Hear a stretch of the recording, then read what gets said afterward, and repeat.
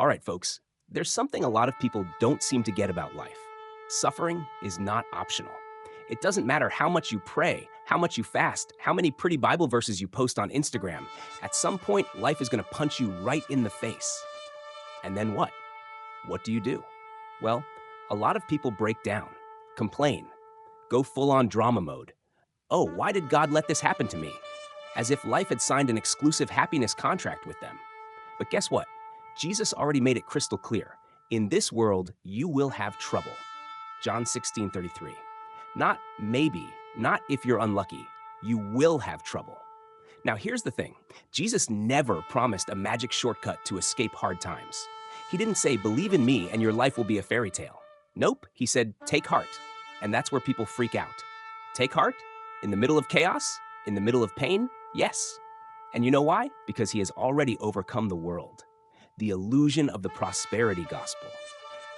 But you know what's even worse? The number of people out there selling a fake gospel, a plastic faith, all shiny on the outside, but empty on the inside. It's the whole accept Jesus and your life will upgrade crowd. The prosperity gospel sells this idea that if you're faithful, if you tithe right, if you declare positive words, then your bank account will explode, your family will be perfect, and you'll never lack anything. That's not the gospel. That's businessness. Because let's be real, where did Jesus ever say that following him was a guarantee of luxury and success? Quite the opposite.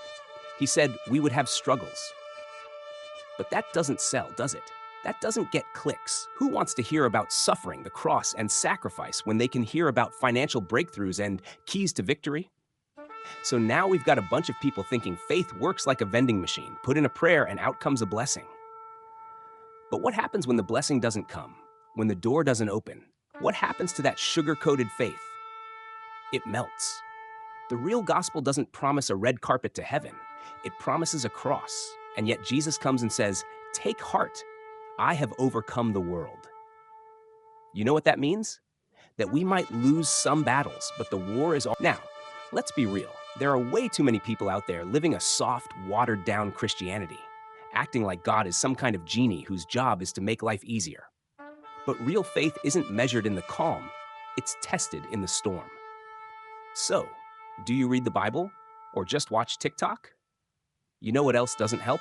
A bunch of Christians who have never even opened their Bible. They want to live by faith, but they don't even know what they believe in. The truth is, the Bible has become nothing more than a bookshelf decoration or a forgotten app on people's phones. Some folks can quote motivational speakers, but have never read a full chapter of God's Word. So they depend entirely on what others tell them. They go to church expecting the pastor to chew up everything and spoon feed them. But how can you have faith if you don't even know the one you believe in? The Bible isn't meant to sit on a shelf. It's a weapon. And if you're not using it, my friend, you're stepping into battle with your chest wide open. Ever notice that when Jesus was tempted in the wilderness, he responded to every single temptation with, "It is written"? He didn't argue with emotions, opinions, or tears. He used the word. But some Christians, when a problem hits, the only thing they know how to say is, "Oh God, help me." That's it? Seriously? Want to grow in faith? Read the Bible. Want to be spiritually strong? Read the Bible. Want to learn how to face suffering without falling apart? Read the Bible. Prayer is not a panic button. And another thing, some people only pray when things go wrong, like that one friend who only calls when they need money. For them, prayer is a panic button. Life is going well? Cool. That's not prayer, man. Prayer is connection. It's relationship. If the only time you talk to God is when you need something, then you don't have intimacy. You have self-interest. Jesus spent entire nights in prayer, and he was God. And you, who can barely spend 5 minutes talking to him, really think you're going to overcome this world with nothing but positive thinking? If prayer isn't part of your daily life, don't expect your faith to be strong. Because faith without prayer is like a phone without a battery. It will shut down sooner or later. And now, what's it going to be? Is it hard? Is it heavy? Good. This is where you find out if your faith is real or just for show. But listen, don't be fooled. Faith isn't just believing. Faith is action. It's trusting even when everything seems to be falling apart. It's standing firm because you know the final victory has already been won. Are you going to keep living this sugar coated faith where God is only good when your bank account is full and your bills are paid? Are you going to follow this fast food Christianity where you only want quick and easy answers? Or are you going to choose to have a solid faith